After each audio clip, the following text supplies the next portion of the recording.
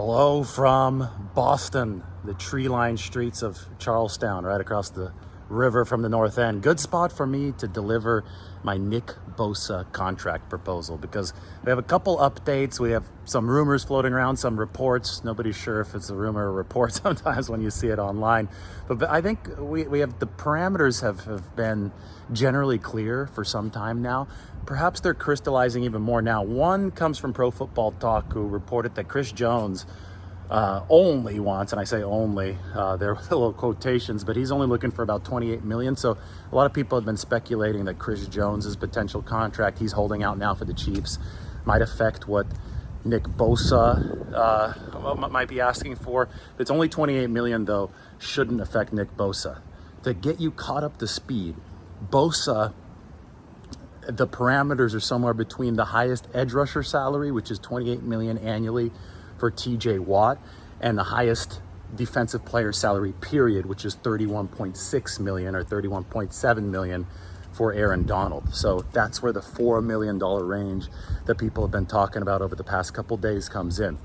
I think that Bosa is asking for, and he has every right to ask for, money that exceeds Aaron Donald money, which means the 49ers would have to pay him above Donald's $31.7 million. So how do the 49ers structure that? How do they fit such a big deal into their salary cap situation, which is already crowded as hell in 2024 and obviously needs to free up space here in the short term in 2023? You have to spread out the cap hit into later years.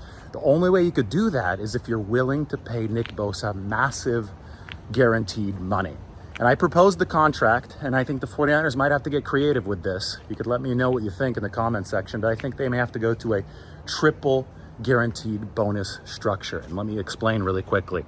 Any bonus money that you guarantee to a player in a lump sum, according to NFL rules, spreads out over the course of at most 5 years over the life of the contract when it comes to its salary cap impact. So for example, 40 million signing bonus, if the 49ers gave that to Nick Bosa, that would spread out over 5 years, 8 million per year for cap purposes. So you could theoretically give Nick Bosa a lot of guaranteed money right now into his bank account, yet you would preserve space in the 2023-2024 salary cap. So I think the 49ers can go triple bonus with this. $40 million signing bonus would be my proposal. Then in year two, have a guaranteed option bonus kick in. The 49ers have done this with other players. It would be what, 15 million? So 5 years past year two, 2024, 2025, 2026, you'd have 3 million each in each year. 3 times 5 is 15, hit the cap. So you'd also spread that out like an accordion.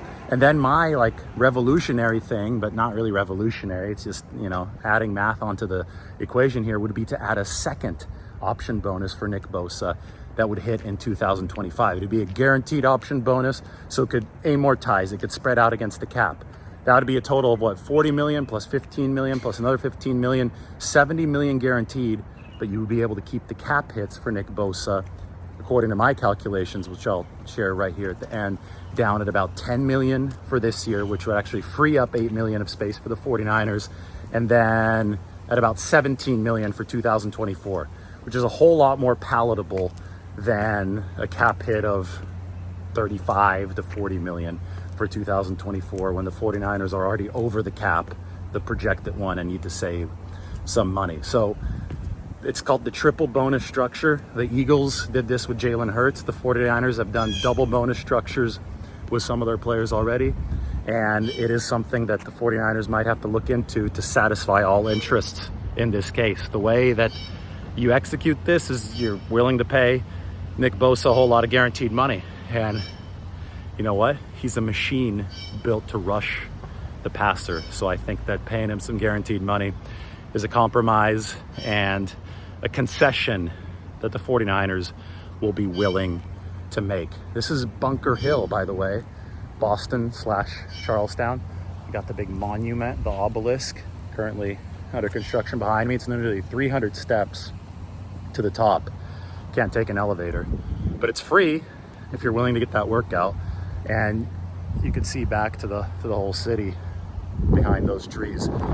Beautiful time of the year to be here, early September. It's called the Bunker Hill Monument because there was a Revolutionary War battle here between the British and the Americans in 1775. The British won, but the Americans put the British on notice here in Bunker Hill. They were not going to be easily defeated. Made the British be a whole lot more cautious. And the rest of the war, which the US ultimately won, and they won their independence about a year later. All right, actually a little bit more. They declared their independence in 1776, but they ultimately beat the British, and a lot of that story happened here at Bunker Hill. All right, everybody take care.